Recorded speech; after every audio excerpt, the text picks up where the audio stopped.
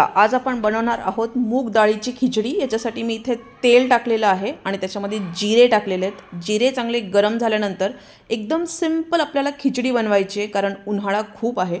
त्याच्यासाठी मी थोडीशी हळद टाकली आहे, अर्ध्या चमच्यापेक्षा थोडीशी कमी, आणि तेवढ्याच्या नंतर तेवढीच मी लाल मिरची टाकली आहे। आणि हे टाकल्यानंतर आपल्याला ते तेलामध्ये टाकून मस्तपैकी मिक्स करून घ्यायचं आहे। आणि आता आपल्याला पाणी टाकायचं आहे। उन्हाळ्यामध्ये मुलांना ना खूप जास्त भूक लागते किंवा त्यांना काहीतरी गोड खावंसं वाटतं, आणि मुलांना गोड खायला द्यायला पण पाहिजे, कारण की खूप घाम येतो। तर ही चिक्की आहे आणि मोस्टली आपण ही हेल्दी गोष्टी आपण मुलांना द्यायला पाहिजे। चॉकलेटऐवजी चिक्की चांगलंच काम करते। तर साधारण आपल्याला थोडीशी पातळ असं आपल्याला इथे खिचडी बनवायची आहे। त्यासाठी मी इथे 1.5 ग्लास पाणी टाकलेलं आहे आणि अर्धा चमचा मीठ टाकलं आहे। हे बघा, मुगाची डाळ आणि तांदूळ आपल्याला मिक्स केलेली आहे आणि ते स्वच्छ धुवून घ्यायची, कारण की तांदळाला पावडर लावलेली असते जेव्हा आपण विकत आणतो, आणि त्याच्यामुळे त्याला 2-3 वेळेस स्वच्छ धुतल्यानंतर ते पांढरं पाणी पूर्ण निघून गेल्यानंतर एकदम नॉर्मल पाणी आल्यावर अशा प्रकारे धुवून घ्यायची।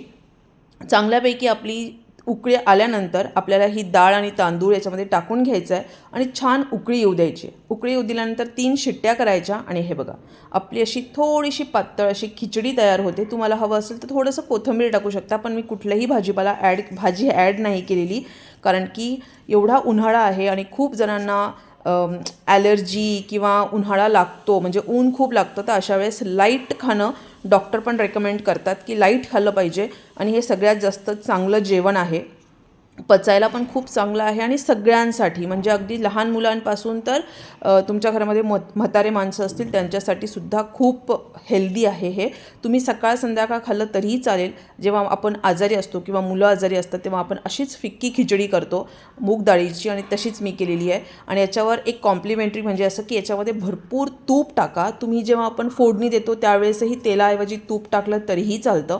तर इथे मी छानपैकी असं पाहिजे तेवढं गरम गरम ही खिचडी सर्व करते, आणि त्याच्यावर मी 1-1.5 चमचा मस्तपैकी तूप टाकणार आहे। त्याने काय होतं माहिती आहे का, की आपलं पोटमध्ये ना थोडंसं जे उष्णतेचा त्रास होतो ना, तो पण बऱ्याचपैकी कमी होतो।